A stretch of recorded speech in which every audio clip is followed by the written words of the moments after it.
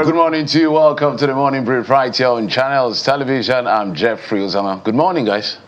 Good morning, Jeff. Good morning, Bukola. Well, a brand new day is here, and we are ready to help you start your day informed, inspired, and ready to go. I'm Kelly Egiga.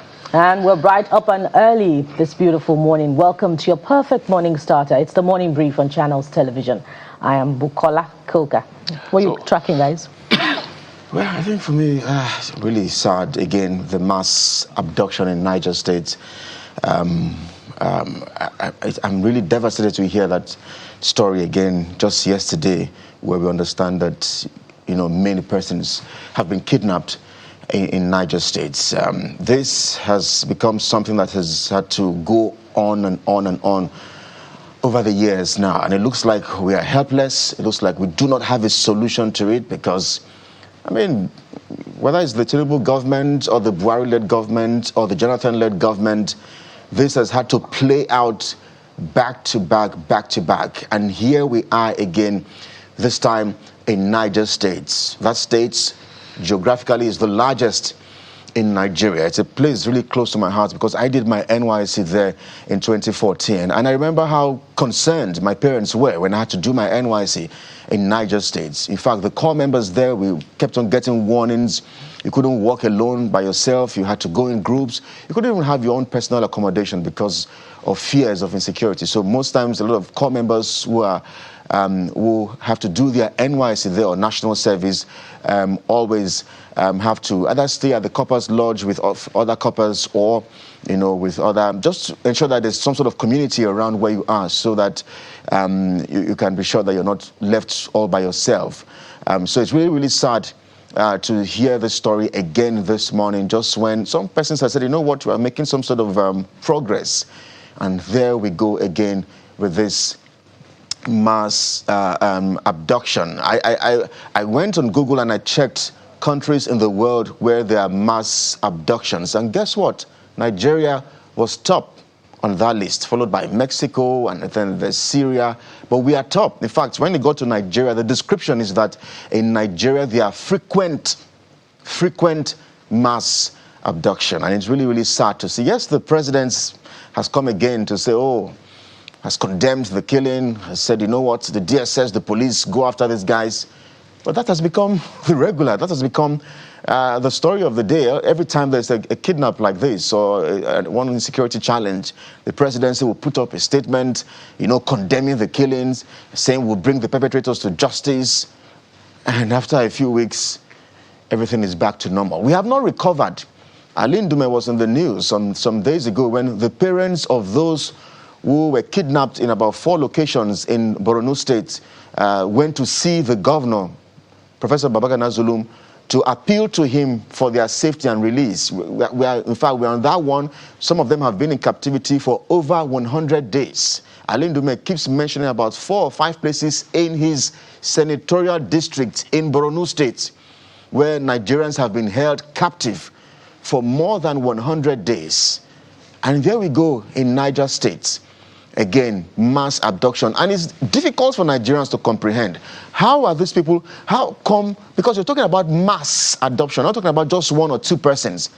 It's in 30s and 50s. How are they able to come and carry these persons, most times on motorcycles, and there's no intelligence whatsoever from the security agencies, no presence of the same Nigeria where in some roads, before you drive 5 minutes, there's police checkpoints, there's NSCDC and all of that. I don't know what is going on that these people can come and pack many Nigerians. There's no confrontation from the police or any sort of, trying to fight back and say, no, for every time it happens, they'll come pack Nigerians as if they're packing goods and will leave to a destination or location where it will now take us more than 100 days to find them. It's really sad, it's tragic, it's devastating as a nation, and I do not know why we would have to continue like this, guys. Well, we may have another abduction even after this one, if nothing, decisive is done about it. It's sad that it's happening in Niger State yet again. We're thinking that we're beginning to experience some form of stability especially after the kidnapping of about 300 people in Papiri in Niger State that were eventually rescued, but only after some time. And of course, after concerns over whether or not ransom may have been paid. Now, is this another major incident to obtain, ransom from the government and to further embolden these kidnapping networks? And so perhaps this is the reason, definitely it's the reason opposition keeps saying, if the source of funding of kidnapping networks, terrorist cells, are not tackled, are not nipped in the bud, that we may continue to treat the symptoms rather than the root causes. And speaking of which, the Nigeria Financial Intelligence Unit says it has uncovered an emerging crowdfunding network being used to raise and save money for move money for terrorist activities in Nigeria, including the use of accounts belonging to dead persons. Now, it also says that they use accounts belonging to females as well. And so, it will be unsuspecting, and these funds would move to fund those terrorist cells, the purchase of food, drugs, motorcycles, which they're increasingly using, particularly in Nigeria's northwest, to execute those heinous activities. And this goes to show, again, the weakness in our deterrence aspect of security. Again, we keep emphasizing on the movement of mass persons without any deterrence, without any response to distress calls. Were there distress calls made at the time of the kidnapping of these people? If we found out, from those communities, definitely distress calls may have been made. It goes to show yet again the weakness in our policing system, which is supposed to really be the primary response agency to tackling matters of insecurity, and not the armed forces alone, which has now become distressed, overwhelmed with this, challenge of defending Nigeria's territorial integrity.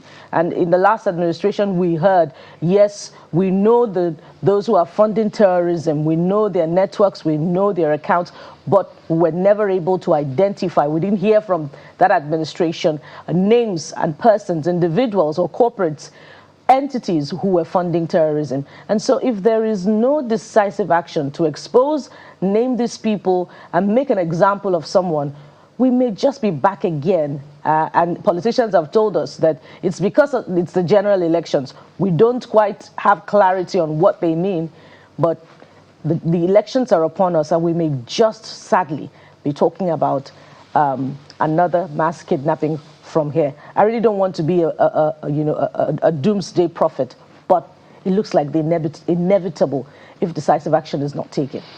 It's very worrying. We've recorded a lot of success lately, from convictions to neutralizing bandits and terrorists, but now the state has again dropped the ball. That is what has happened. And it's difficult to convince anyone that there's no complicity at a certain level for the level of success. Right now, as we're speaking, guys, we don't even know how many of these guys were abducted. We're hearing all kinds of numbers. So I'm not going to put out any number, but we're hearing these numbers are in hundreds of persons. Perhaps one of the biggest that may have happened since maybe Chibok, we don't know. But, the authorities will be able to let us know exactly what these numbers look like. But it's very disturbing. It's very troubling. The state has again dropped the ball in bringing security to the people of Nigeria. Niger State, I don't know what it is about Niger State exactly. And so decisive action has to be taken. Something has to be done. Everybody has to be called out, from the president to everybody involved in security. We have all failed the people of Niger State, and it is time to step up. And the truth is that, just like Bukola said, the truth is that until we are decisive in tackling this matter the way we should, because sometimes it feels like the security agencies know what to do, but they are limited by political encumbrances. There are people that are even speculating that there are bandits in government across board. So what exactly are we doing? Do we really care about the welfare, the lives and security of the persons who will govern as a people? Comments and condemnations are not enough. What the people want is security. The elections are here. And so I think we've said this thing over and over, and the complaint in my head has always been, yes, abductions happen, yes, these things happen, but my worry is the ease of mass abduction in Nigeria. It's difficult to convince me that there's no complicity across board. It's difficult. From community to government to everyone, it's difficult because we're not a banana republic. We have military, we have police, we have intelligence agents, we have all kinds of things that makes a state. For these things to be happening, after we got out of the last one in Papri, no. And the only action that has to be taken is to get the people who are funding these guys and bring them to book. Else, we're just, scratching the surface. But whilst we're trying to deal with all of that, guys, I'm trying my best to be civil this morning. A young man who is the chairman of, we understand, is the chairman of Kuje local government area in the FCT. Let's play this video and you should hear what this guy has to say. My area council is either you're doing APC or leave the area council. I'm not arguing with you. With confidence, I'm telling you. You know why? I cannot have minister and president doing for us what they are doing. Then on the day of election, you now come and say you want to match me. I will not.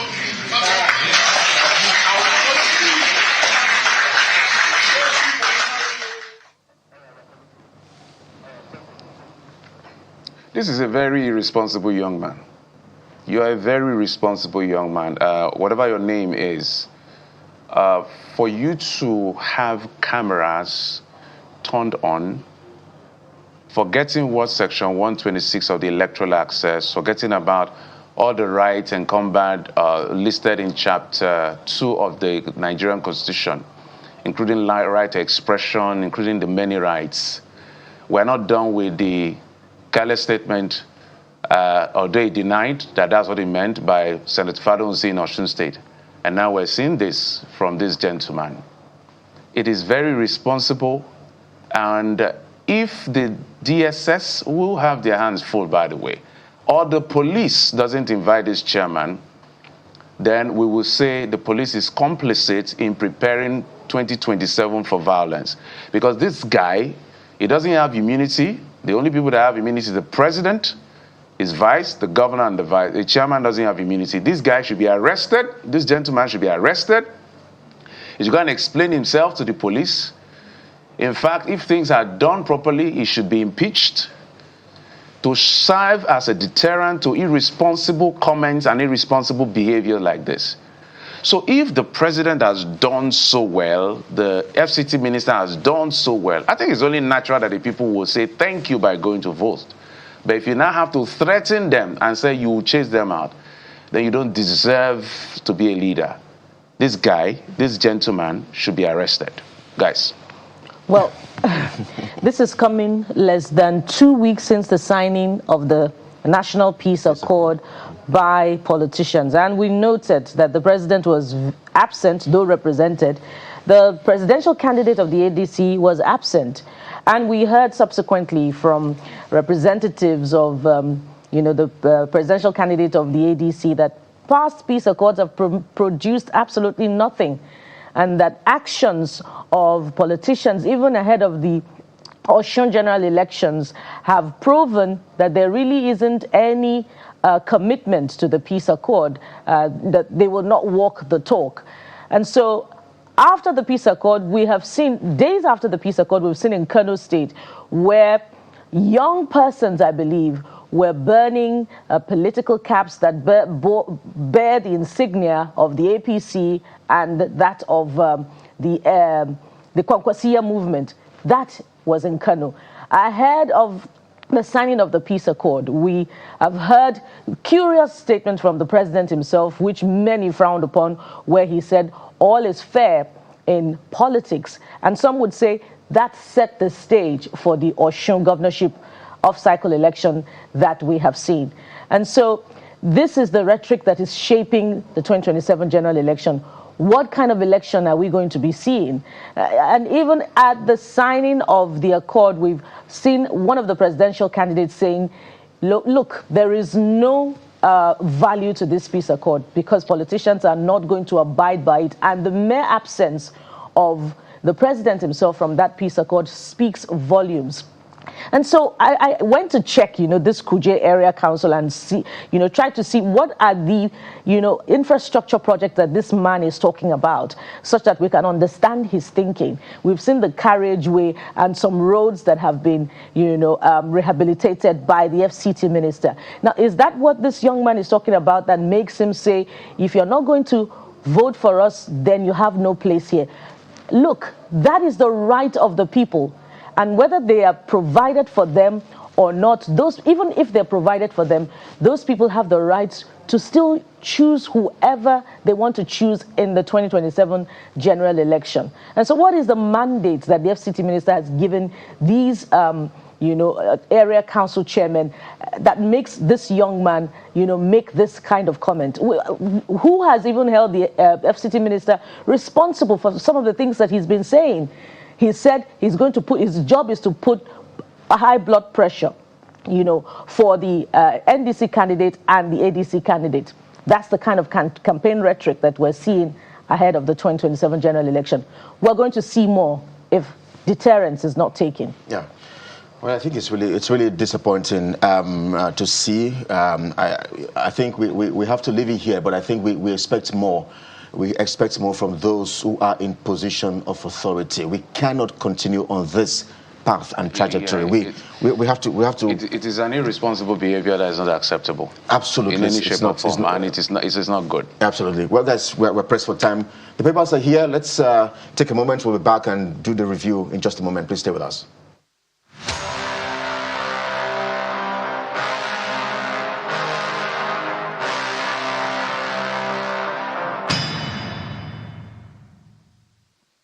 Let's go to the dailies. Mr. Ego Akera is a member of the Nigerian Guild of Editors. He joins us from Abuja studio. Mr. Akera, good morning and welcome to the program. Yeah, good morning, Geoffrey, Kelly, and Bukola this morning. It's not a very good day as far as I'm concerned from what the papers are saying and even from your own analysis. It's crazy for this country. Yes, maybe we'll start from the gentleman from the area council. We understand that as, what many people say is an irresponsible statement that he made even before we get to what the papers. What are your comments? You heard what he said.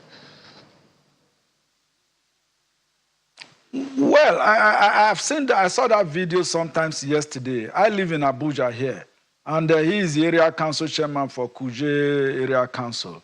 And if you look at the energy with which he's dissipating so much energy to threaten Nigerians that they must vote for the ruling All Progressives Congress, that is the tragedy of what we face in this country. This is a disaster.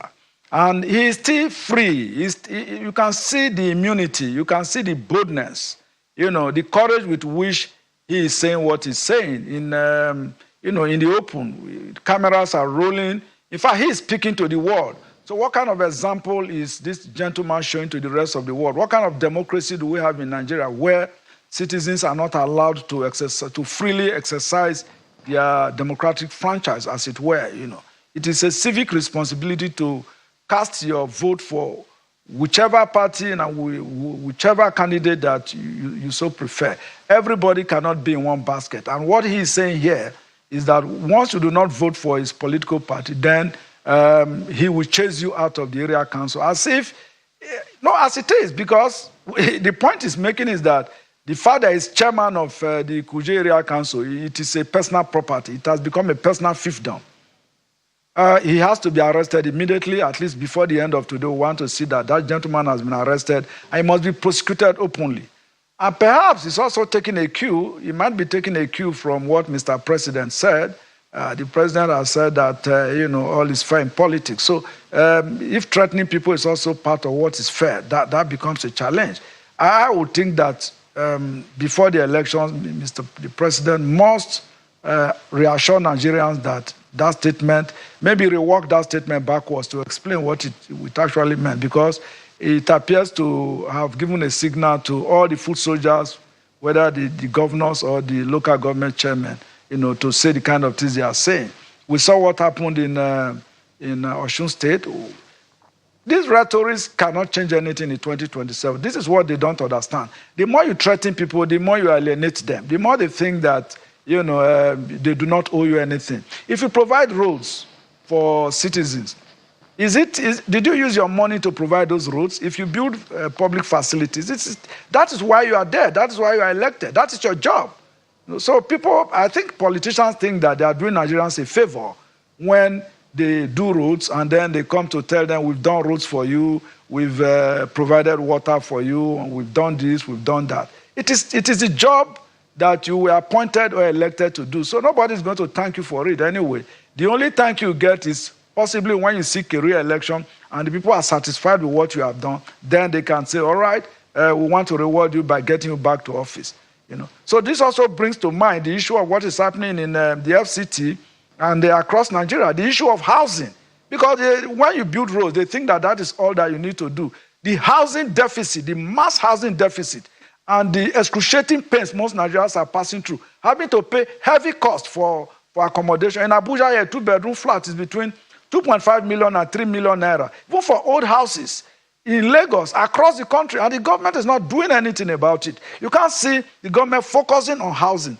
By October 1st this year, in the next 2 months or thereabout, Nigeria will be 66 years of independence. So for 66 years, we've not been able to provide houses for Nigerians. We've not been able to provide roads. We've not been able to provide security. We've not been able to provide power, electricity. Even petrol that God has blessed us with enormous gas resources, we've not been able to buy it cheap and have clear access to it. So what are we getting right after 66 years? And you see this gentleman, spewing nonsense from his mouth because he's a local government chairman. You can imagine if he's a governor of a state or even the president, what he would do to our democracy. So this is a tragedy. As I said, he has to be arrested immediately and openly prosecuted to serve as a deterrent to others. Let's go to this Nigeria. How foreign terror funds flow into Nigeria. NFIU exposes crowdfunding, coded transactions, proxy accounts as conduits. Mr. Zakaria. Well, yes. I saw that report, and it is almost a known fact that, what is happening in Nigeria has foreign backing. We know that Iran, because it's time to also call out people. We know that Iran is one of the major sponsors, of terrorism. That country is actually exporting terrorism to other countries of the world. We have the Shia movement in Nigeria. We also have the Sunni, but the most vocal, if you look at the activities of these groups, the most vocal and possibly that tips towards the extremism is the Shia movement. With profound respect. So we cannot continue like this. And what the NFI, the Nigeria Financial Intelligence Unit, is saying is that is what most Nigerians already know. They should go after them, arrest them, prosecute those who are involved, instead of telling Nigerians. That is their job. Their job is well cut out. We have the Nigeria Intelligence Agency, NIA, working with the NFIU and maybe the DSS to get the internal collaborators. We should rein these individuals in. Look at what is happening all over the country. Mass abduction taking place. The papers are reporting it this morning. And of course, it's also part of the early analysis that you made. Mass abduction. Nigeria is number one. Yeah, if you actually look at the report, Nigeria is number one country for mass abduction in the world as we speak. So we're almost gaining, a peak position in all the bad things that happens. And yet we have a system that we call a government. So the government must sit up. And these are the issues that I think will define the elections next year. There are very critical and fundamental issues, the questions that Nigerians will also ask those who are seeking election in 2027. Because if you can't provide answers to these questions, you can't provide solutions, then why do you offer yourself for public office? We can't continue like this as a country. There's nothing really working at the moment. Like I said, for 66 years, we seem to be groping and grappling with darkness, we're shadow boxing in all of the issues that we are supposed to have addressed, whether from housing, from roads, from electricity, security, water, the basic things, where we can't just put anything right. And yet we've been having government from 1960 to date. For me, I see that as a huge challenge, and It is not rocket science. Governance is a simple process. Pick one or two things and get it done. Get it done well. And then people will remember you for it. But you can't do too many things at the same time. Be a jack of all trades and master of none. And at the end of the day, we are just motion and no movement. We seem to be cycling in one position.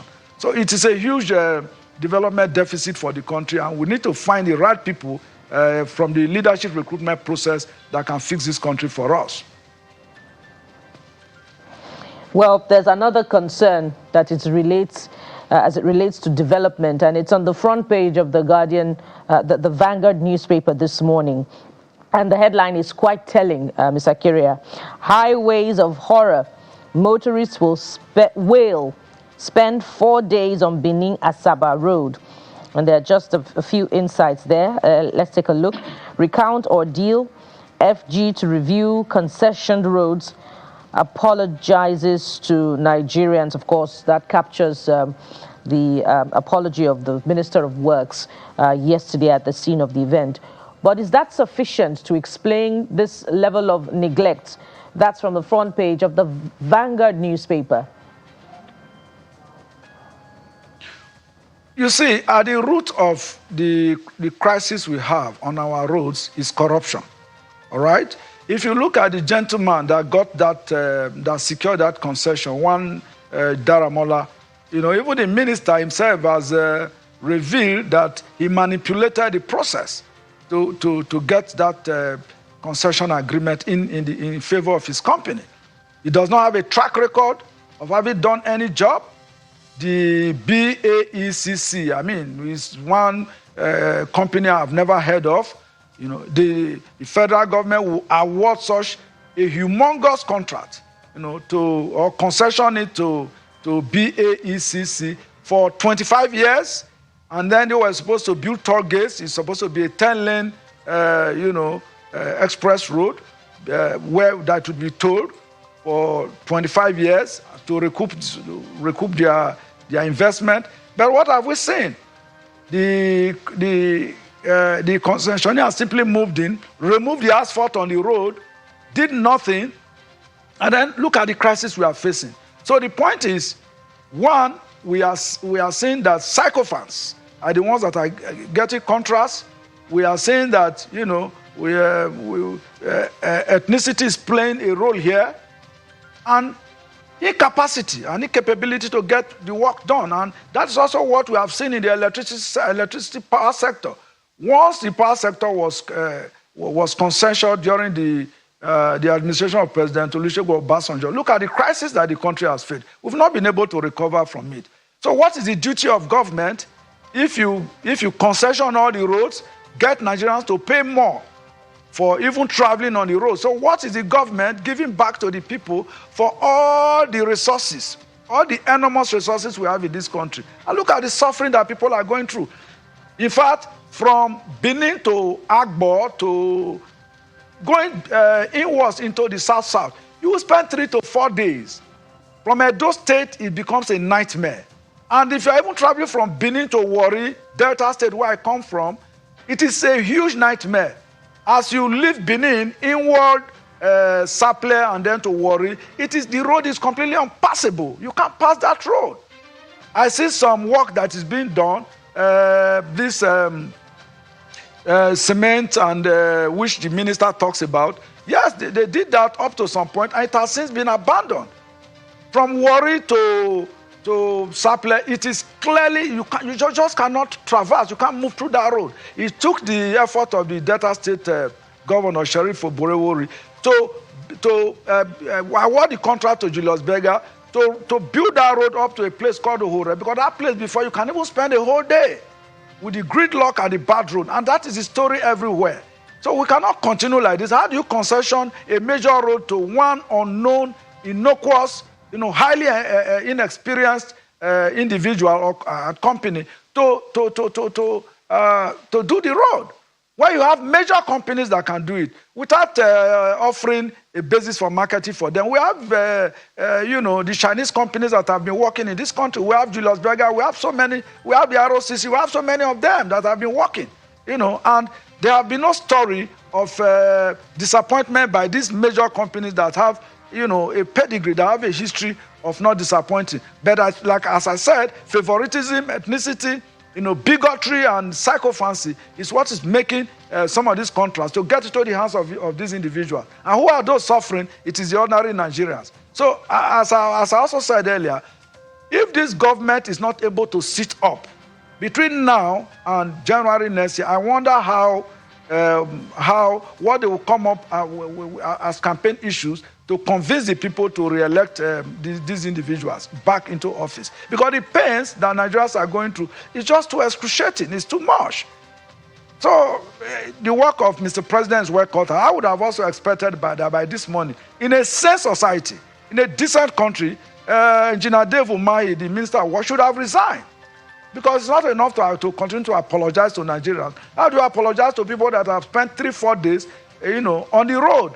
And then you are there, and you are one of those who concession this road to these individuals.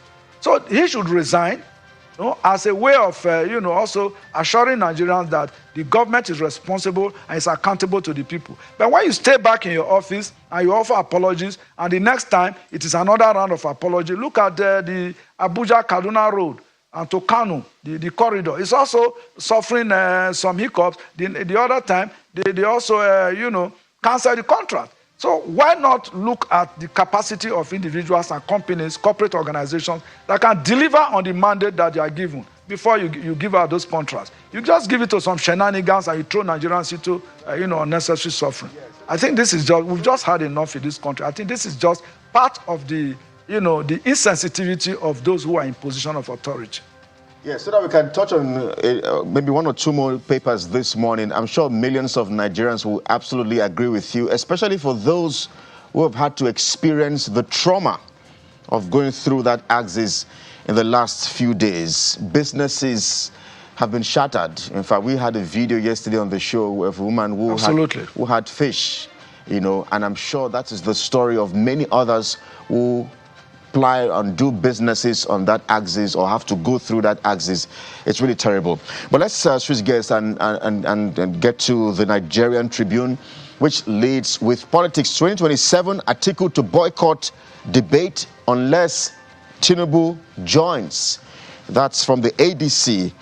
Challenges presidency to debate on petrol subsidy removal. So, subsidy debates or no subsidy debates, Mr. Kereha?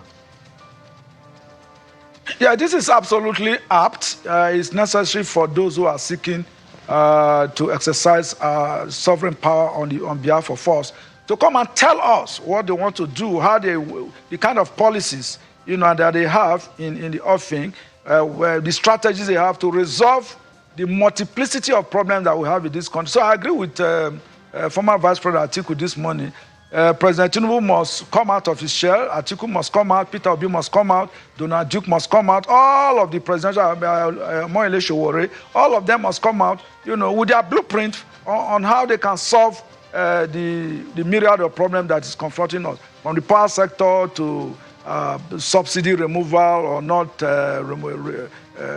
You want to restore subsidy? Come and tell us how you want to do it. If you remove subsidy, what palliative are you putting in place? What are Nigerians going to benefit? If you are also restoring subsidy, how are you assuring Nigerians that has not been that has not been at the root of the crisis that we have in the petroleum supply sector before it was removed? So all of these issues, security, housing crisis that Nigerians are now facing, and of course roads, electricity, taxes, all of the issues that these are fundamental issues that directly affect Nigerians. The candidates, any candidate who shies away from coming to hold a debate, I think Nigerians should look at that candidate seriously and reject that candidate, because we can't afford candidates who will hide in their cocoon and say, oh, they have all the solutions to our problems without telling us how they will do it, and then you expect to win elections. We want to know how you want to do it. We want to investigate your pedigree. We should know the schools that you attended, your parents, your background, what you have done right or wrongly in the past, so that, I mean, the process should be opened up. There should be accountability in the democratic process, so that Nigerians can have, multiple choices to pick from. It is not just saying that it's a one-way traffic. It can't be so next year. Mr. Ego Akaraya, we'll continue to interrogate the system and everything in between. Most thank you so much for coming on the program. Mr. Ego Akaraya is a member of the Nigerian Guild of Editors, joining us from our Abuja studios. Thank you, sir. Thank you very much. It's always a pleasure to be here. We'll take a break, and when we come back, we'll start off with a conversation with the YPP presidential candidate. A few days ago, they had an emergency convention, or primaries, if you will, and they now have a new presidential candidate who will be joining us to tell us exactly what his plans are, especially now that there's come a talk about whether or not subsidy should be returned. Stay with us. We'll be right back.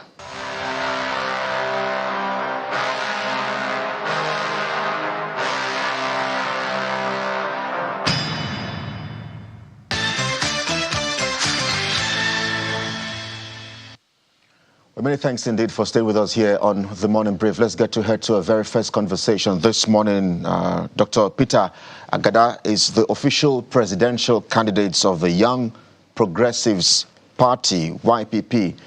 Thank you indeed for agreeing to talk to us here, Mr. Agada, and congratulations to you. Well, let me begin with my very first question, because I'm not sure why some Nigerians were excited that we had a female presidential candidate in the name of Mrs. I hope I can pull that out now, Mrs. Anita Zugwai-Chukwu. So we're happy to see that there's a female in the ring for this battle. Why have you displaced her? Thank you so much. What an interesting question. And thanks for having me today, Channels Television. Well, Anita Zugwai-Chukwu, a very fantastic lady, astute and qualified in every way to run Nigeria, decided to step down for special family reasons, which I'm not permitted to say on her behalf this morning, but she stepped down. She gave her reasons to the party, and the party accepted. So she's not displaced, technically, but here I am. But interestingly, my candidacy is also backed by another very strong female, astute professional to the core, in the person of Patience Indidikis, my VP candidate, who is adding that dimension, that female dimension, to what we are about to bring forth. So it's all the same. There is no loss to Nigeria. The YPP ticket still has a very strong female presence. And then maybe my follow-up question would be, you are from the North Central, and there are those who would argue that, you know what, it's the turn of those from the South to complete that 4 years. But you are from the North Central. Is it that you do not believe that that presidency should be rotational between the North and the South? Well, I think we've been doing that for as long as I've come to know the Nigeria democracy, from 1999 to date. There is an unwritten gentlemanly agreement between the North and the South. It does 8 years in the North, and then it goes back to the South for another 8 years. And the question I keep asking myself is, what dividend has this kind of democracy delivered to Nigeria? From 99 to date, we've seen Nigeria. I was just looking at information now, looking at data now. We spent close to 250 trillion naira in the development of Nigeria. And as an architect who knows how to x-ray development funding against the development itself, the indexes, the physical development, the human development, and the rest of them, I'm just wondering where this 250 trillion has gone to in the midst of this democratic system and pattern that Nigeria has chosen. It brings me to my conclusion, always, like I've always said, I think it's time Nigeria leaves political patronage and goes for meritocracy. I think it's time for us to look at that framework and begin to let the best of us lead the rest of us at all times. So I believe that just anyone from anywhere who has the capacity, temerity to rule Nigeria should be allowed to rule Nigeria no matter where they come from. Thank you. You've talked about, you've touched on funding in a very short commentary, and that takes me to what appears to be a graphic illustration of your ideology, or if you like, strategy to, transforming the financial fortunes of Nigeria. And there's something that you articulate here as ward capitalism, where there will be wealth creation in states, direct labor. I see here traditional socialism, equality of outcome. Perhaps I'll leave you to do an explainer of how your ward capitalism would be executed. But at the heart of this would be financial autonomy to the local government.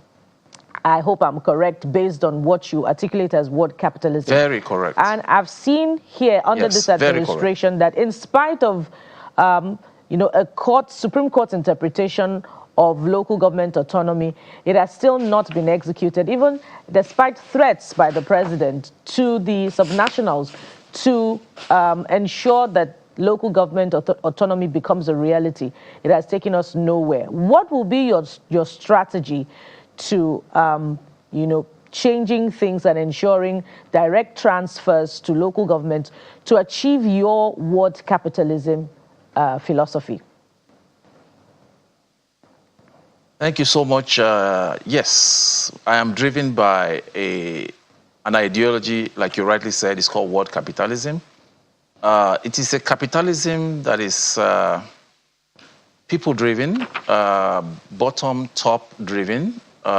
It's as simple as a team of professionals that I will pick from every state, looking at the line maps of every ward in their state, producing master plans for these wards for its development. The master plan, for example, of my ward, I come from a ward called Odo 2 ward of Ogbadibo local government in Benue. Odo 2 has the line map. It has a shape map. It has all this existing road network and pathways on them. So I will work with the people of Odo, for example, and they'll tell me precisely what it is they want to get their lives to be better. Their electricity, the transformer system, the water system, their school system, their healthcare system. And the professionals from Odo or from Benue will take this and put it in the master plan of the ward. Don't forget, Nigeria has 8,809 wards. So we're going to have 8,809 master plan, which will come up to the federal government, and then we'll look at the needs of the people based on what the people they've taken up to the federal government. And then we will have a federal allocation. 15% of everything the government holds is taken and distributed to 8,809 wards for cluster development, agro-industrial cluster development, schools development, power development, security development. Of course, it is investor-driven, as usual, but what we will do differently is that while we are some level of capitalism is allowed to drive the process, investors are allowed to drive the process, we'll have to get some social safety net on the health sector, the educational sector, and the job sector. Those three are non-compromisable. For us, healthcare is a right, education is a right, and jobs is a right. But for other parts, we will leave that to the forces of demand and supply so that investors drive the process of development. So we will do one thing differently. We will allocate the funding for every ward directly from the federal account through the CBN.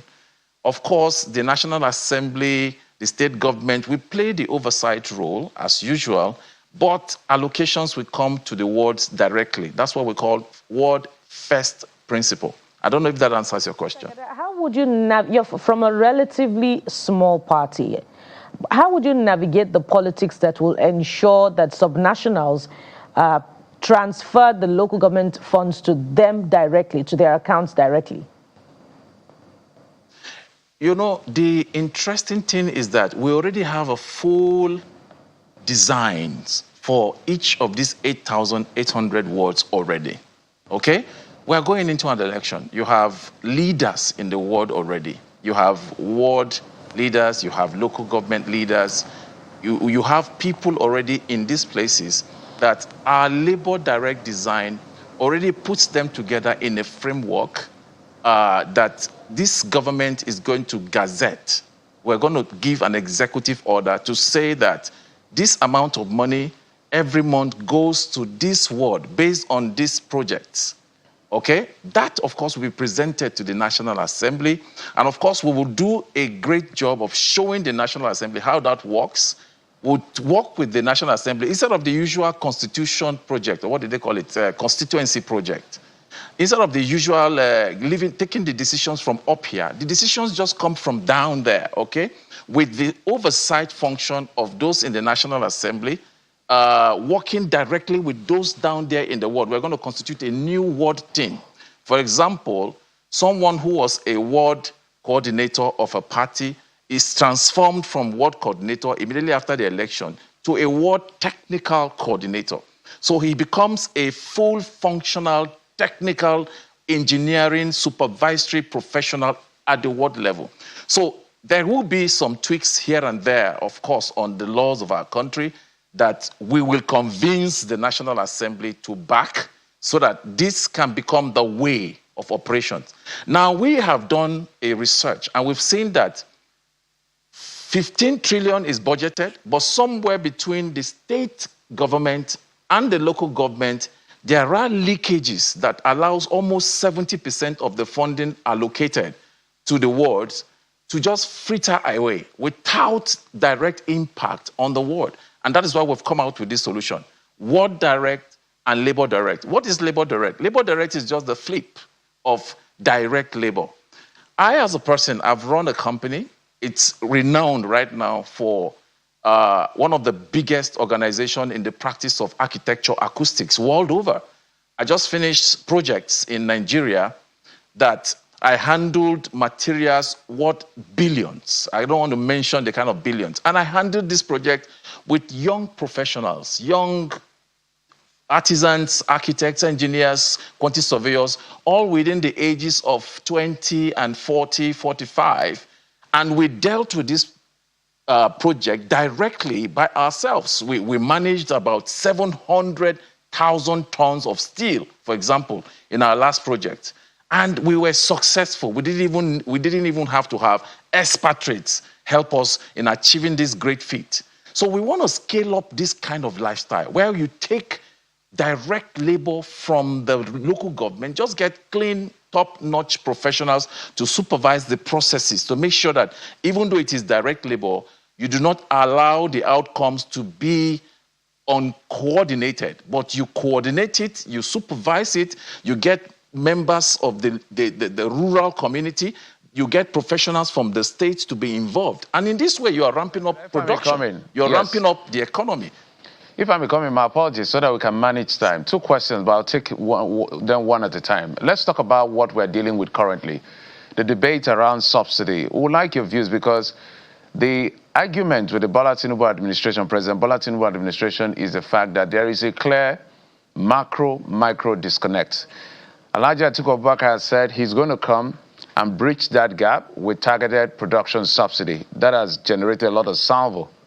Peter Obi, for instance, is saying he's not going to take away subsidy, but what he will do is he will better manage it. Better management of proceeds have always failed with government. It's inefficient, it's ineffective. Where both are correct, they are inadequate.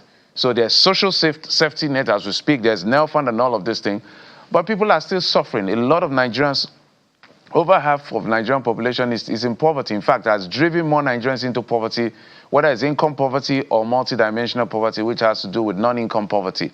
So what's your position with subsidy and this gap that is being, that's generated this argument? I believe that the present administration's macroeconomics is fantastic and is superb. What I think is wrong, I just said it now when I was describing the word capitalism, is the leakages. Because a good friend of mine, one of the presidential aspirants, said today that the biggest beneficiaries of this administration's reforms, economic reforms, are the governors, you know, and I understand that. And I hear too clearly, and I read that this administration has put over 5 times what governors used to get in terms of the FAC allocation monthly in their hands. So what happens when it goes to the hands of these governors is the big challenge, because I think, because I live somewhere, I come from a local government. My local government has not seen 1 centimeter of roads done in the last 10 years. I go home literally all the time. I pass through the same road. I go through the same difficulty. There's no road, there's no light. In fact, my community comes to me these days, oh, this is our growing son. Can you help us with transformer? Can you come and help us with the renovation of schools? And I wonder what all these allocations that go to the local governments in paper are doing. So there is a major problem between the state government and the local government. That is where the challenge is. So what I'll do, you know, is that I'll channel the funds directly. It's a direct labor initiative now we're talking about. So let me come to subsidy. We will not remove subsidy. We will toe the path of the current administration, but we will change, somebody calls it management. I will change mine, because we are project-driven, to production subsidy. One example of it, for example, is in the clusters we are about to create per local government. If you see our master plan, our master planning are cluster-based. A local government could have 2, 3 clusters, one handling agriculture, the other handling housing, and the rest of them. Now, we will subsidize solar power, for example, in the clusters. We will subsidize industrial processes, for example, with subsidy. That's what we'll do. We'll take the savings from subsidy and support production activities, energy activities, what will help the masses to be able to produce and be better Mr. Agada, for the future. My apologies to you, sir. It doesn't work. It hasn't worked. CNG was a proposal, 3,000 CNG buses with, I think, 100 billion earmarked for it. It's not working. So if you don't mind, I'd like you to speak directly to how, whether or not in your subsidy of PMS itself, whether you're going to subsidize crude so that the knock-on effect can come to PMS, or you just leave the market to play out and use the saving. Because that's why I said most of the time when they direct these savings, it's either inefficient, inadequate. If they pass these 2 checklists, they are significantly insufficient. And I gave you the data of the level of poverty, the level of cost of living. So it's there. So not an hypothetical situation. I don't know whether you understand me, sir. I understand you loud and clear. And I like the position that says the crude belongs to Nigeria, okay? I always like to use the allegory of Nigeria as my home. I use my home to describe the country, for example, okay? I earn the salaries, I make the monies, and then I have the children. I have my kids to look after, okay? I called my kids now representing Nigeria. Now, the management of my resources to be able to make sure everyone in the family is okay is my responsibility. So it's the responsibility of government to know that what is ours, what has been given to us naturally that belongs to Nigeria, should be and can be managed properly. We should not allow the forces of demand and supply to liberalize our crude 100%. So you're right by saying that I will subsidize the crude as is given to the producer, those who use the crude. You know, we have a Dangote refinery, for example. Now, we will determine in a framework how this crude and the product of this crude comes back to Nigerians in such a way that it is cushioning the effect of production in our nation. Precisely what we're going to do. In fact, in the Labor Direct, we are cushioning 1, solar power, 2, industrial processes. that makes us go from a subsistent farming economy to a producing farming economy. We're looking at what goes on in that process, in that production process, and we're finding ways that government can cushion, in the production process. Of course, you've mentioned PMS. Of course, you've mentioned diesel and other things that may be needed. We will also look at some dimensions, some international partnership dimension that brings processing and production processes itself a little lower so that the economy of the people who are managing this thing can be better alleviated. I think that's as simple as what it is that we're going to do with subsidy. We agree that we should not return 100% to subsidy. We will not do that. That will be taking the nation, that will be taking back the hands of the clock. It's a fantastic economic policy and principle. This administration has already, the framework to go forward with the economy is fantastic. It is the management of the process. It is the monitoring and evaluation of the outcomes of the process that is the issue, which we've already planned out with our Labor Direct and our World First policy. Well, maybe let's touch on one more issue before we let you go, and that has to do with insecurity. Benue State, where you come from, we hear about 3 million Nigerians are in IDP camps. All right, I was just saying that perhaps if you heard me, that we have to touch on one more issue before we let you go. The issues around insecurity. In Benue State, where you come from, for instance, we hear about 3 million Nigerians are in IDP camps as a result of insecurity. This morning, we woke up to the news of mass abduction in Niger State. The Nigerian Tribune reports that about 43 persons were killed in 5 communities, and hundreds of others have been kidnapped. In Borno State, that's the same story. In Plateau State, that's the same story. Taraba and all of that. How do you intend to solve this problem? Thank you so much for that question. And that is the area that I like to beat my chest and speak about. Sometime between 2015 and 2016, I led a team of professionals to engage the Nigerian Armed Forces and Nigerian intelligentsia. And what we were doing was to profile a solution to them in how to combat insecurity and insurgency in Nigeria. Earlier than that, I had, as a part of 30 top-notch Nigerian professionals who presented something to government on technology and innovation, actually been recognized with this same solution that was taken to the Nigerian Armed Forces. What did we do? We designed a master plan for the management of Nigeria's border security, Nigeria's superhighways, the main express road, 55,000 kilometers then, the grazing routes, they were still available at that time. They were not taken over as it is right now. We designed a command and control center in 6 of the Nigeria geopolitical zone. We recommended the armed forces to have a rapid response squad in each of these geopolitical zones. We worked in a partnership within our team, the Turkish Armed Forces Foundation, the US Department of Defense, and we came up with this very fantastic concept. And I personally, as part of that project, worked onto the Frequency Management Council of Nigeria and pressed until a special frequency was granted to the Nigerian Armed Forces. Before then, the Armed Forces had their communications using the normal frequencies, MTN, Glo, and Airtel, which was very weak, which was not strong, and which was not military.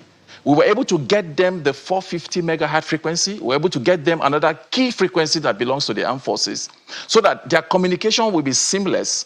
And then we were to put them together, the military together and the intelligentsia together in a network for watching all Nigeria's 923,000 square kilometers and about 6,000 plus kilometers of border, and governing every square inch of the country, where every movement, as you cross the border, as you move on the highway, as you carry sensitive materials, even when you make calls and you make some volatile statement, these people will pick you up wherever you are and they will deal with you. So you see, we did not implement that. You cannot move forward with a nation that is governed blind. It cannot work. Nigeria needs a intelligentsia, just like you have the US version called Pentagon. We need one in Nigeria called Nexagon, which we had designed with all the necessary frequencies, equipment, layout, and everything. And we need the armed forces to work together in that platform and not in silos. The Air Force functioning in silo, Army in silo, police in silo. No, they need a unified point where all of them working together with command and control centers in sensitive part of our country, with our borderline geo-reference and geo-fence, with all our highways planted with sensors that picks devices that are illegally moving. If you don't do this, you're governing blind, and anybody can come in the wake of the night like it's happening right now. People are sleeping in Otukpo, Nobi, and they are woken up by gunshots and killing. It should not happen that way. If you have a system like I'm talking about, which of course was presented, approved. In fact, Mark Zuckerberg came to Nigeria in 2016 and he looked at this technology that me and my team presented and was shaking his head that this is what your country needs to move forward. And I stand by it, that if we get into office, we're going to bring back that order and we're going to implement it. We're going to get back all the frequencies that belong to the Nigerian Armed Forces back to them. Because I heard that after the submission was done, approved, agreement signed, when the new government came, most of those frequencies were withdrawn. I'm not sure about that, but if that is what happened, the military and intelligentsia frequency should be returned to them so that they can sit in a location, okay, and seamlessly govern 923,000 square kilometers of Nigeria without losing any sleep. And that is the order being practiced all over the world where security is taken seriously. This is exactly what I'm going to do when I get into office as the president of the Federal Republic of Nigeria. Yeah. I like the sound of that, when you get into office. And I must say, on paper, it sounds really fantastic, your blueprints for Nigeria. But we cannot engage you more because we're absolutely pressed for time. Dr. Peter Agada is the presidential candidate of the YPP, that's the Young Progressives Party. We wish you and your team all the best. Thank you so much. I appreciate you having me today, and I'm available to come and do more details on this if you want. Thank you so much. All right. Well, we are here. You can also buy airtime and tell Nigerians about that. All right, this is the morning brief. From politics, let's get to switch gears to the state of our infrastructure, particularly the road, the Benin-Ore axis, Benin-Asaba axis that is causing Nigerians chaos and nightmare. Ambassador Goswill Igali joins us live on the program. We're back in just a moment. Please stay with us. And we let him speak. Now, I am very, very disappointed with this concession here. I am very, very disappointed, and I offer apologies.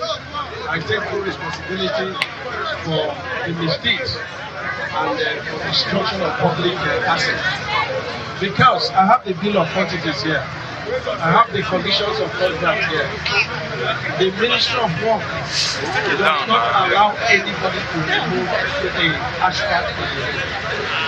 That is against the policy of the Ministry of Work. I've been here with the governor of the state. And at that time, they started removing the asphalt. We frowned at it, and we begged them not to remove this. And each time the Minister of Works instructs them, they will say that they are not independent. It's independent engineer. But they have been arrested for destruction of public assets. It has nothing to do with concessioning law or anything. And I'm directing all controllers to arrest any contractor or concessionaire that removes asphalt on our roads. Well, the Minister of Works there, Mr. Dave Umahi, apologizing to Nigerians over the state of the Benin-Agbo Road and also speaking to the inadequacies, or if you like, shortcomings of the contractor that was awarded the project. But it's not just the Benin-Agbo Road. PANDEF would have us understand that most of the roads in the southwest, south rather, have become a nightmare. And the founder of PANDEF is here to talk to us about the concerns about roads in the state of infrastructure, road infrastructure specifically in the southwest, south. And Ambassador God knows Igali joins us from our Abuja studio. Good morning, sir. Welcome to the Morning Brief. Thank you very much. Good morning. And just before you came on, we were quipping about your first name, and I was wondering whether you could tell us what God knows about the future of Nigeria. Perhaps we could all get some comfort this morning. But as we Well, it will be well. It will be well. It will be well. Well, Nigeria is safe in the hands of God. Yeah, that's comforting. As we wait for what will be well, let's talk about the South-South. Give us a sense of those state of the roads that PANDEF is concerned about and how it is impacting on the quality of life and businesses in the South-South.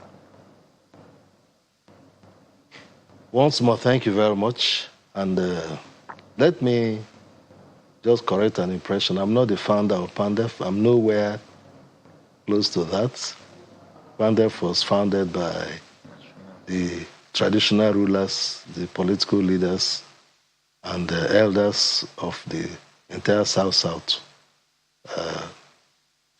About 10, 11 years ago. So I just find myself to be the national chairman at this time. Having said that, I think we have reached a situation where the South-South is almost cut off from the rest of the country, and internally we cannot commute among ourselves. Fortunately, the Minister of Works, Engineer David Umahi, was yesterday in Benin, and he spoke very eloquently. He spoke out of disappointment with the concessionaire and the contractor that they brought on board. So the fact speaks for itself. And if I had known that the minister would have spoken so well, I wouldn't have even bothered to have accepted the very kind invitation to talk about it. But for some months, we've been lamenting and speaking on this matter. We've been warning because as somebody who is heading an organization that represents the interests of the people of the South-South, I am under a high compulsion to travel by road almost on a weekly basis for different activities in different states, since we don't have a real system connecting us or we don't have any other form. So I know the exact state of the roads. And I had spoken out so many times that we are getting to a point where the South-South will be cut off from the rest of the country. Let me tell you, the minister has made it very clear that the contractor and the concessionaire in this case was obviously incompetent. I remembered an allegory that one of Nigeria's leading scholars and jurists, Prince Bola Jibola, with whom I had the great privilege of working very closely at a stage in my public service, he said, look, you have a situation where you have the bone of a chicken and the bone of an elephant to eat. If you choose to eat the bone of a chicken, you eat it well and you finish it. But when you eat the bone of an elephant, all your teeth will go off because you can't be able to chew it. That's the situation I find this contractor and the concessionaire. He's in a Gordian knot because he expressed frustration over the fact that rains were falling. Listen, that's not an excuse at all in that case, because if you go down just very close by, you cross over and go to Delta State. The governor of Delta State is constructing flyovers and roads in Ugeli, at Asaba, in Ugeli and in Warri. And it is the same terrain, the same area, and the contractor is working. In fact, people have started using the roads. So they're saying that there is rainfall. It's not an issue. Yes, you would have known from the beginning that this area is the area that has the highest level of rainfall. The water table is very high. Sometimes it is marshy in some places. So the contractor had no competence at all. But then there's another problem, which I found out. Maybe I'm jumping the gun. That problem is the fact that there are funding issues. In this case, it's a concession. So I wouldn't say that. But when I move around and when I don't see enough work, for example, If you go from Port Harcourt, you are going towards Bayelsa, then on to Delta State. You travel on one side for about maybe 4 kilometers, then you cross to the other side for 5 kilometers, then you cross again to this side for maybe about 1 kilometer, zigzag, zigzag. The roads, and when we interact with the contractor, they say, well, you don't see the amount of work. So at the time, people thought that people were just criticizing government. No, there's a need for greater supervision.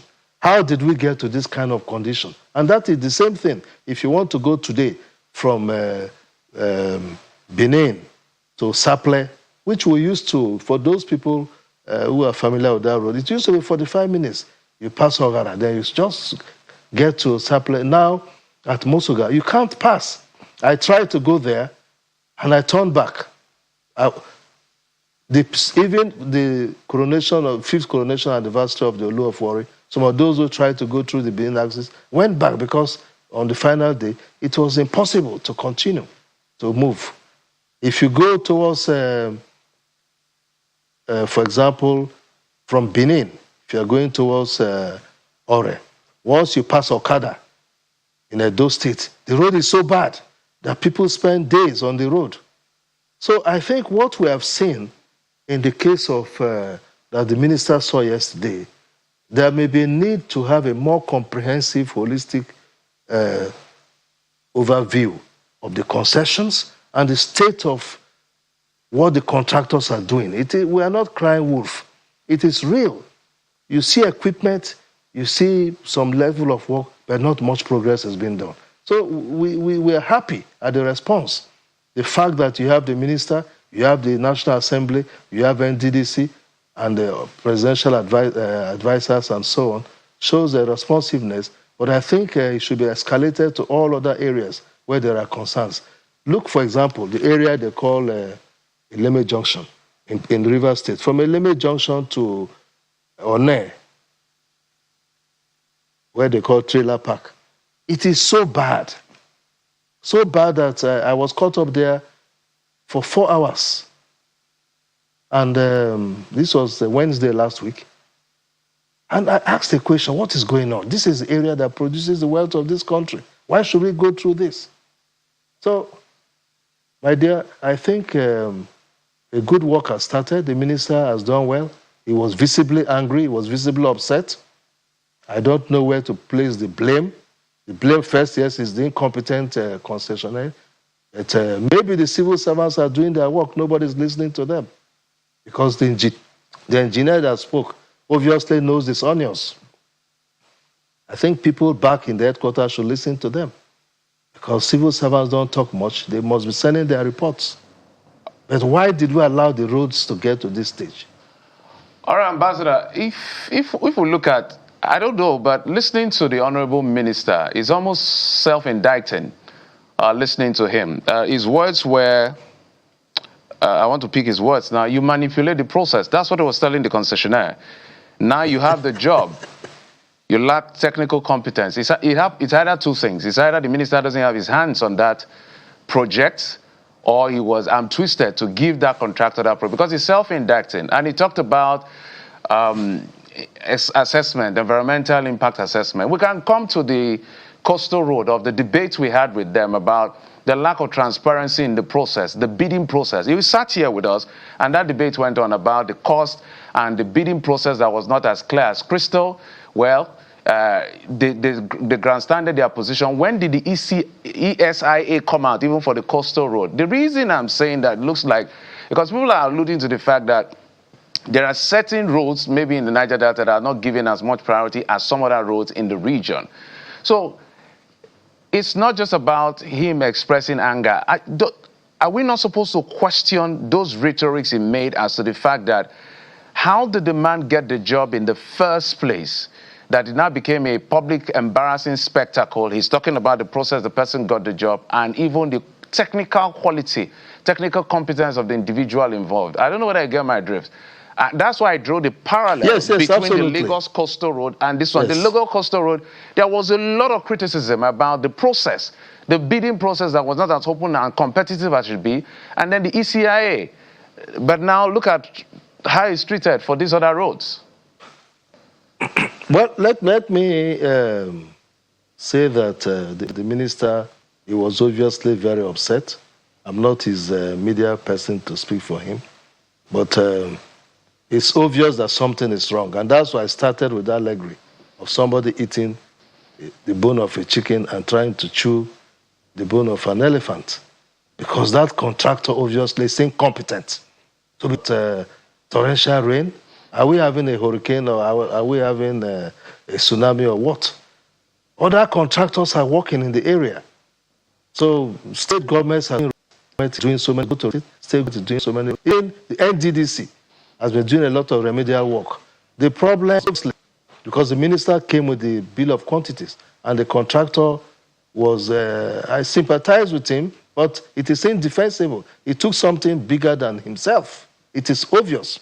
And I think that there's a need for them to review this. The contractors, I kept complaining. The IT East-West or right down to a forum in Delta, then going up to Benin. I kept complaining that I don't see work going on. Like I said earlier, I have the very tasking responsibility of attending to so many activities around the region, which, thank God, in my good retirement, I can do that for our people. And I see that there is no work going on. There are contractors that are not working. You travel from Ughelli to Asaba.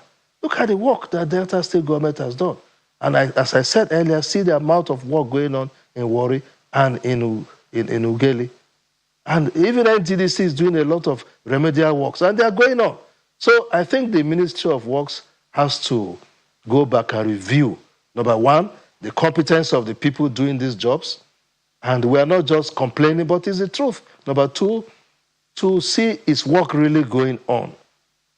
If the civil servants, the controllers, the technical supervisors write reports, these reports should be studied and they should be attended to. Oh, you don't wait until hell is breaking loose before we begin to cry.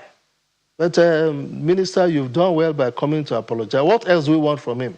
If a minister of the Federal Republic says, I'm sorry, I take responsibility, it's okay. We'll ask our youth, our people to be patient. The minister has brought words from the president that he has a marching order to fix everything, not only in Delta State, not only in those states, but all over the Niger Delta. We have been crying wolf. Even Senator Oshimole joined and spoke out loud. And it is the truth. If you go from Benin towards Ekpoma, once you go a little bit and you get to Ewu, it becomes to Agbede, it becomes unpassable again. And you have to waste time there for many hours before you can pass. So all over, it is a very serious situation. And we want it to be noted. We are not asking that only roads in Niger Delta should be attended to. We know the country is a large country. The responsibilities are very high. But how fair, how just is it that where the wealth is coming from? What are we talking about? The roads are so bad that it's affecting the economic life, it's affecting the social life, it's affecting the ability for people to commit among themselves. So I think that the ministry has to review some of its processes, and the minister has taken responsibility. So let us allow it to pass and give him the chance to correct these things. Ambassador, part of the pushback from the government is that it has very little fiscal breathing room in terms of the availability of even these monies to carry out some of these projects.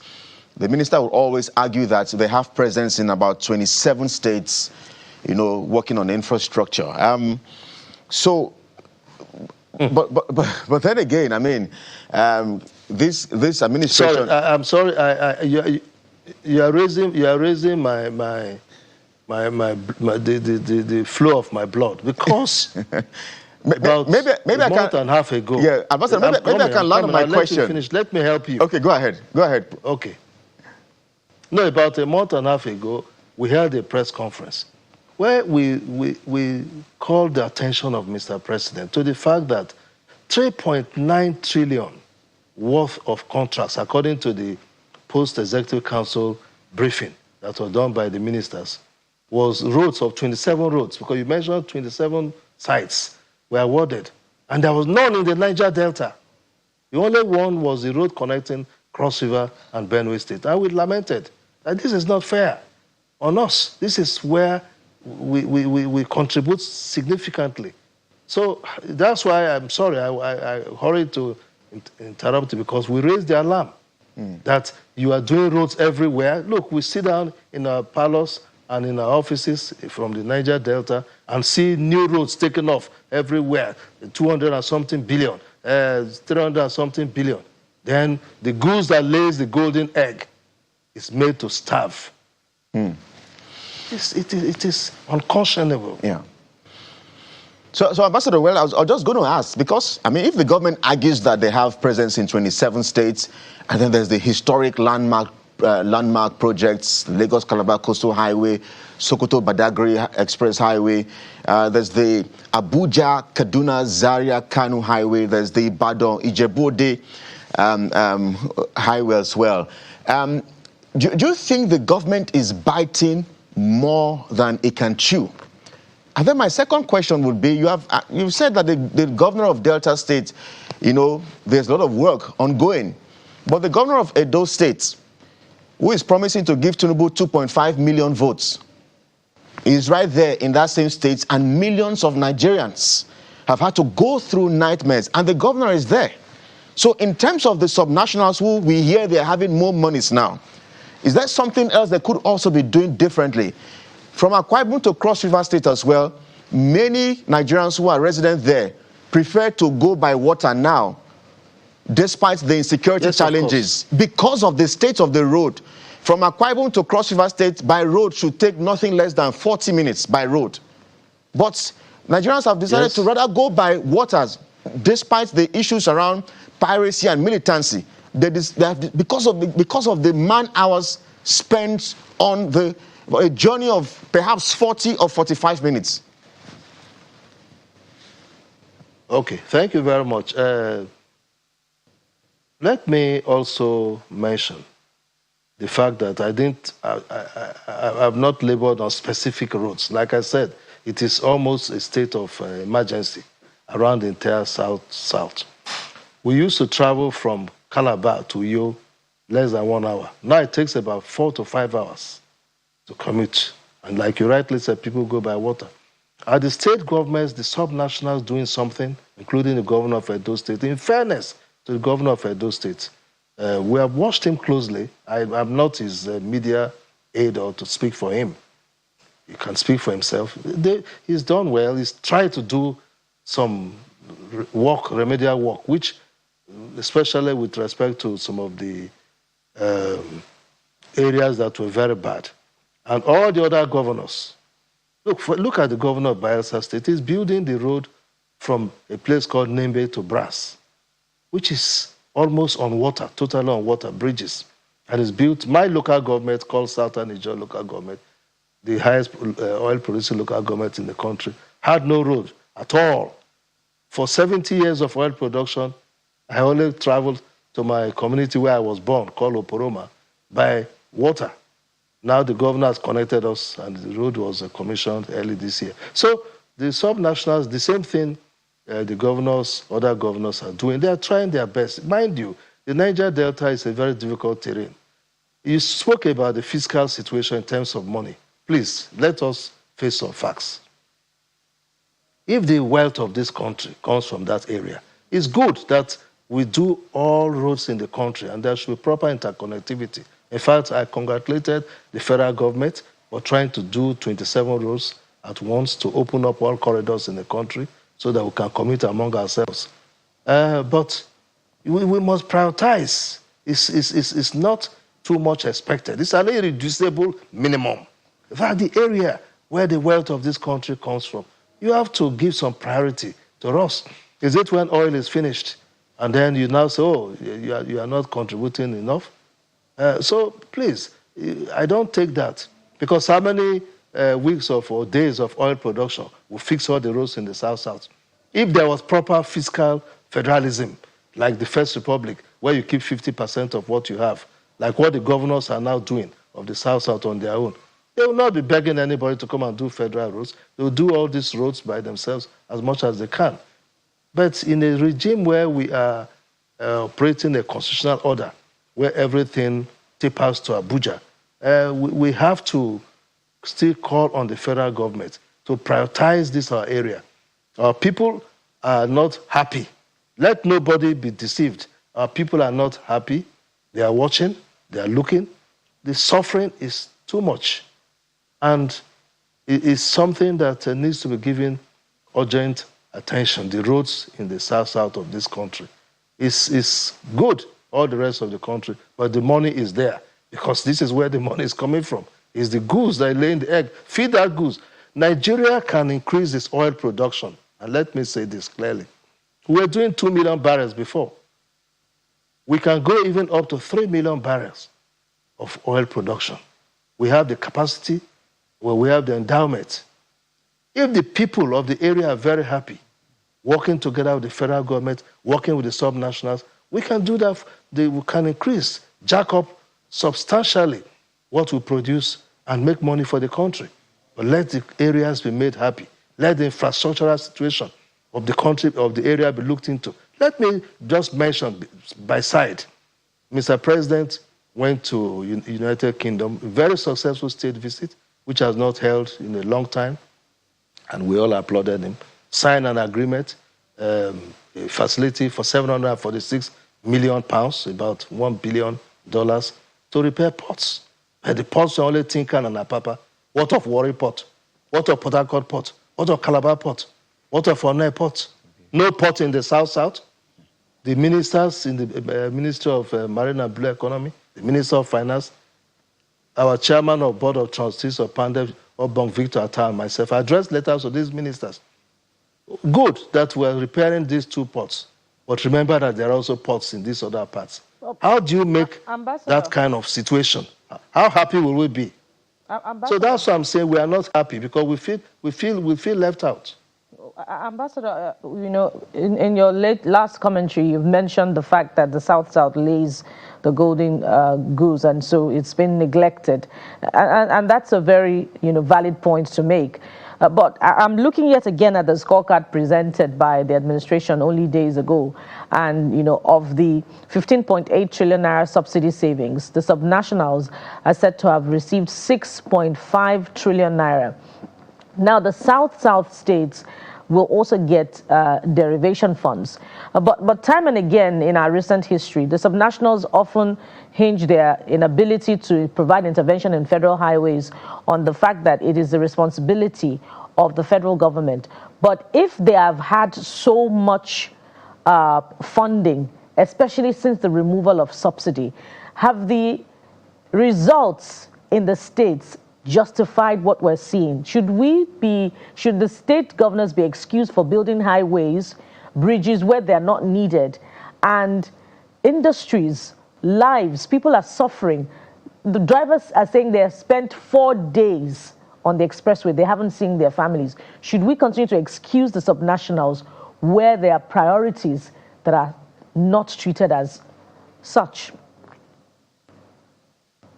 Well, thank you very much. I am not going to hold brief for the governors of the South. They have a forum where they meet.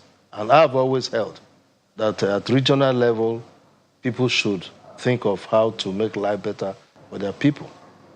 Our governors can talk for themselves, so maybe you'll invite them to, each of them, come to give account. But they've been doing that, what you've said, in terms of fixing federal roads, and later waiting for reimbursement and so on. But I think there is still room for improvement. There's still room for improvement because it is mostly their citizens and other Nigerians that are passing through those roads.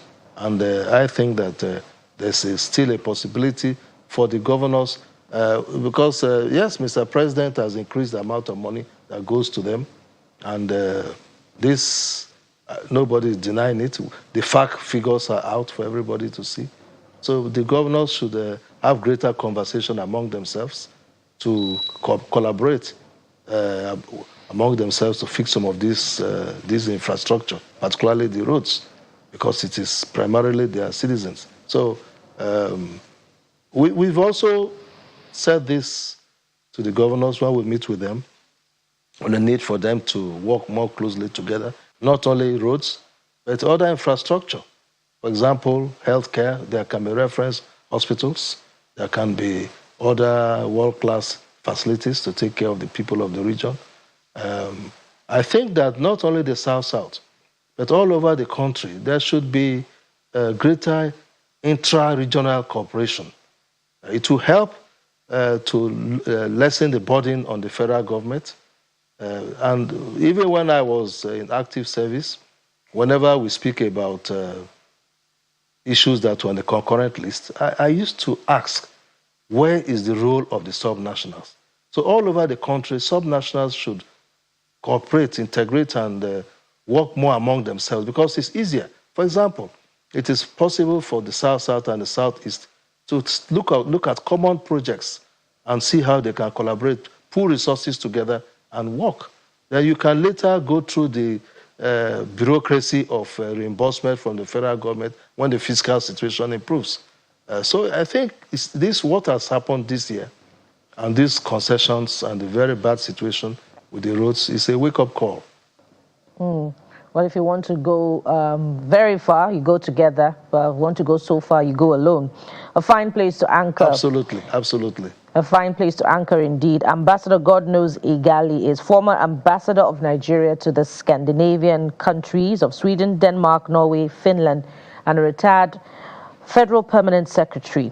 He's also currently the national chairman of the Pan-Niger Delta Forum. Thank you so much, Ambassador Igali, for coming on the Morning Brief. Thank you for having me. Well, from the state of infrastructure on federal highways, we go to another very important subject matter, and Jeffrey has this one. All right, let's switch gears now and talk about what has played out in Niger State. We don't have the numbers yet as to the persons who were abducted while they were praying in Niger State. Niger State has become quite notorious for mass abduction. But let's bring in the expert who understands the backstory. Onyekachi Adekoya is a security consultant and the CEO of PL24 Group. Mr. Onyekachi, thank you. Mr. Adekoya, thank you so much for coming on the program. Thank you for having me, and good morning to the viewers. You know, we've had conversations for years now, and you've always warned that we haven't hit a crescendo. But lately, we've seen successes recorded in terms of neutralizing terrorists, arresting some, prosecuting some, getting them convicted, the DSS, the military. We've seen, in fact, some good success story, and then boom, this has happened. So let me start from that question I always ask. Is this the final crescendo? Because as we speak, there's no official number as to the number of persons that have been abducted, but we hear that there are a lot of people were abducted a few days ago. What do you make of the latest development? Yeah, Geoffrey, I mean, first of all, we empathize with the families whose loved ones have been abducted. We understand, according to reports, that some people also lost their lives in the process.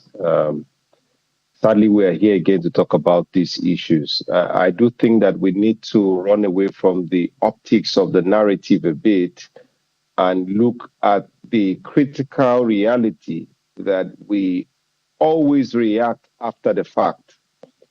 And the question is, why do we react after the fact like this? Is we go from presidential directive to presidential directive, and there's a lot of issues that followed, even the rescues themselves. When the people are rescued, who has been arrested? Do we have any prosecution? Or are we sitting waiting for another adoption? I think those are the bigger issues beyond the optics and the question of whether we have reached the crescendo or not, because obviously we have not, and these matters will be there, primarily because we are behind the curve in being hands-on and closing in on the issues, if you ask me. Well, Mr. Adekoya, I think last week we had Kabiru Adamu here on this show, and he said there are gaps, but he also said we have made some sort of progress. And I'm just feeling personally for those who live in some certain parts of the country, for instance, Niger State, Benue State, Plateau State, Borno, Zamfara, if they would agree with him in terms of if indeed we have made any progress. The Nigerian Tribune is reporting that 43 persons have been killed. That's what they are reporting. And in terms of those who were kidnapped, we do not have the numbers just yet. A very dark man is in the news. He's alleging that it looks like there's some sort of compromise and complicity on the part of either the government or the security agencies.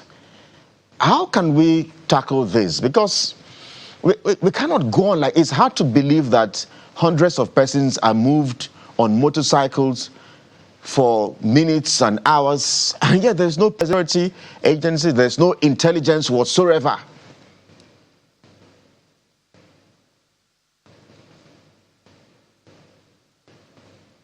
Okay, you've asked a very difficult question. Please confirm you can hear me. Yes, we can hear you. Go ahead, please. Niger in particular, Niger borders Kwara, it borders particularly the Lake Kanji, the forest reserve, borders Kwara, Kebbi, Niger, and Benin Republic. You do recall that 3 weeks ago, I think precisely 3 weeks ago, about 308 people were rescued from a similar type adoption. Again, if you listen to my opening statement, as with your Orire rescue, we didn't hear the stories of those who were arrested.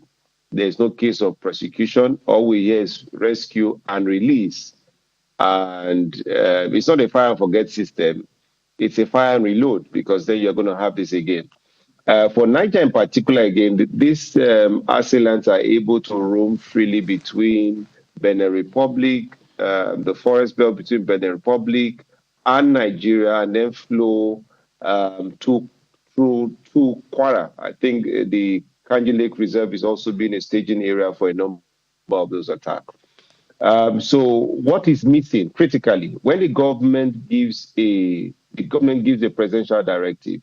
I should assume that a joint task force will be formed between the police, the Nigerian Army, the National Counter-Terrorism Center, and the DSS. We don't know what that command structure is like and what the command directives are to whatever structure has been set up. We sometimes do have clearance operations where the law enforcement go into these areas, clear out camps, and then they withdraw, which speaks to a bigger problem. So when the military goes in and does a surgical operation, who do they hand over to? What system are they handing over to? If the policing structure, which with profound respect to my military friends, the military over the years has put in a state of coma. Now we wake up suddenly, we want to be able to hand over those operations to the police. It becomes a bit of a challenge, which is why you now see that finally, after a long time, we're achieving some convergence on the issue of state police. If you do recall, 15, 20 years ago, the military, even the federal police, were strongly opposed to the state police. So I think that what we're seeing is a clear display of symptoms of our deep-seated problem. That one, when the military goes in with high kinetic force and does a clearance operation, there is no force to be able to hold territory and govern a space. Two, the political governance structure in some of these areas are non-existent. How are the camps able to sustain themselves? For example, report will show that they collect tax on mining, on logging, on agricultural produce, even on transit. So when you have people setting some similarity of governance structure and collecting tax, you're going to have a proliferation of some of these camps. And then the next thing also goes is this rescue. Are they true rescue? Are we paying ransom? Are we just even pandering to the imperatives of the moment, just to save face politically while trying to address the structural issue we have to reform? So the issues are there before us. But to Geoffrey's initial question, is this the end of it? Unfortunately, no, because now the issues are now joining with the political season towards 2027. So, my brother, your question is very tough and difficult, really. I would just include in that we don't have a clear plan yet in sight that nips this issue on the board, decisively. And unfortunately, we would have to go from case to case, presidential directive to presidential directive, rescue or ransom payment or whatever it is we call it, without prosecution. Clearance operation without, holding territory so that you can stage to the next thing, and then we just go like this. Much of it looks like political theatrics to me, if you ask me. Well, let's hope that this next one is not a difficult question.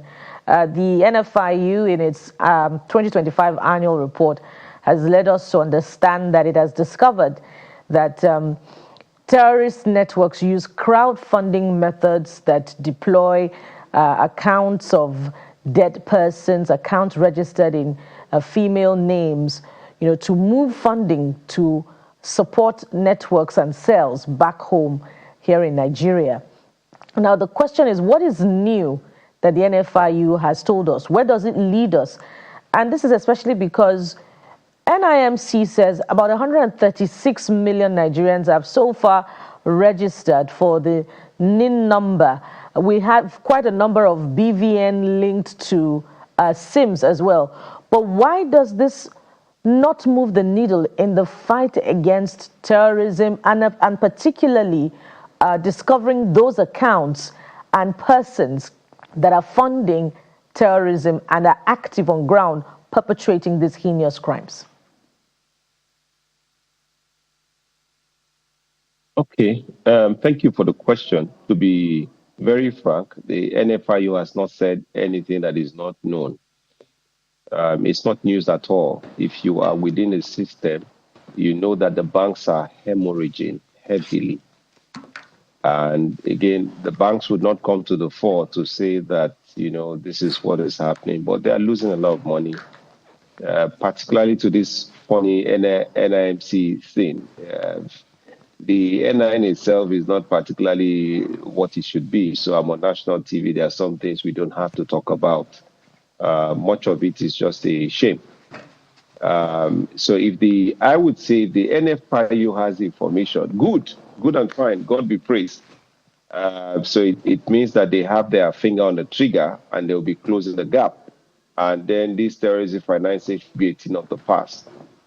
If they are making a statement for statement's sake, which I suspect they are doing, then why the run around? Why the noise? They are empowered by law to close this gap. They should go ahead and close it. But the issues are bigger than the NFIU as currently constituted. It's a problem of capacity, it's a problem of technical ability, it's a problem of resource.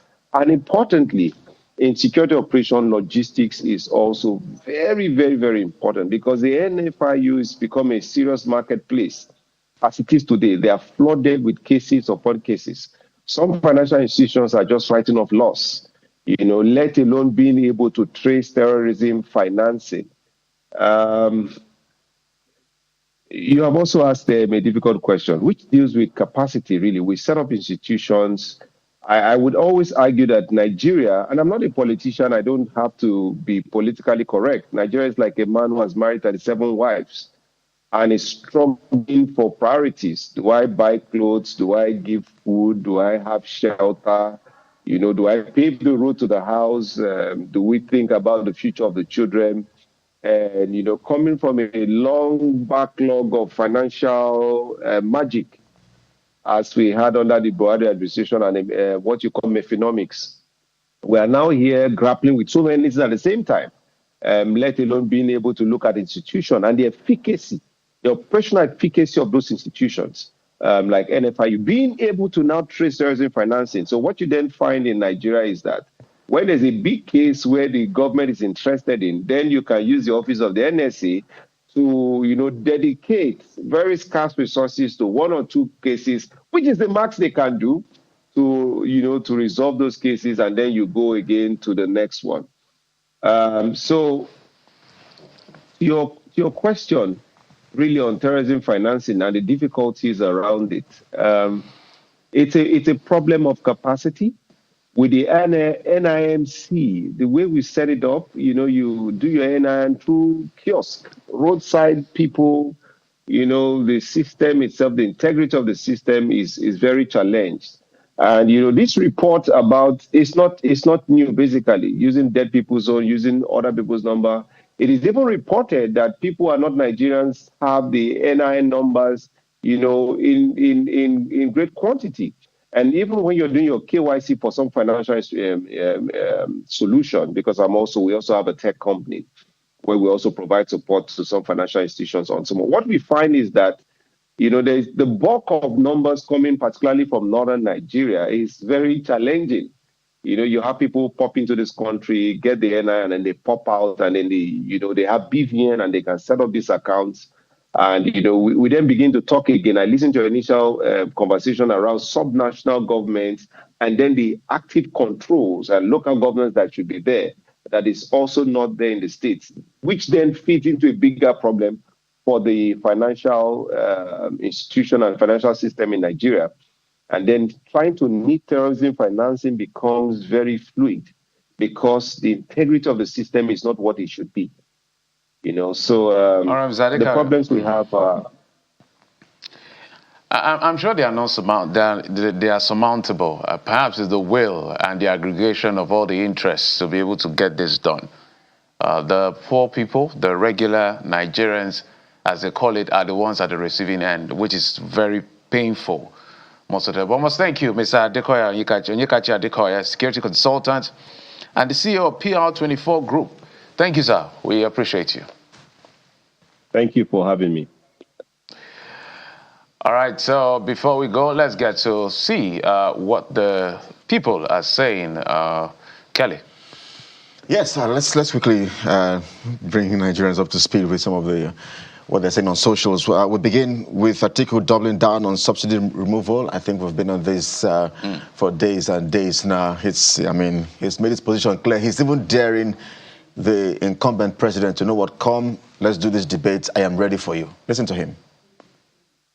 One of my press aides had contradicted me in my policy statement as far as subsidy is concerned. I want to repeat categorically that what I said, I will return subsidy, I will. And Nigeria is rich enough to look after the welfare of its citizens.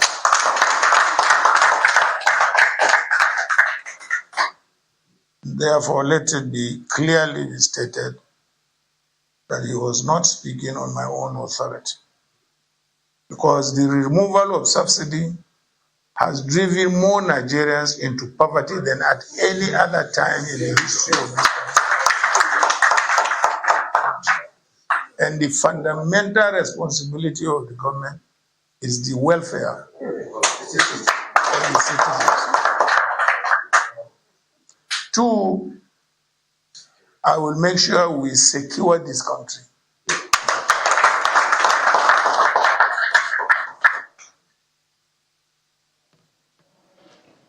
All right, so there you go. The ADC presidential candidate, Alhaji Atiku Abubakar, they're speaking. I don't know why Nigerians like to clap at almost every statement people like this make, but it's fine. Point of correction, Nigerian politicians, at every single word of their principle, there is an applause. There's an addition to that. There are some governors that every sentence they make, they must thank the president. But that's it on the program. Thank you for your time and company. I'm Jeffrey Zonga. Bye-bye. We'll be back again tomorrow. By the way, Sunrise Daily is up next. Stay with Channels Television. I am Bukola Koka. Thank you for staying with us. I am Kelly Egiga. Have a productive day. Bye.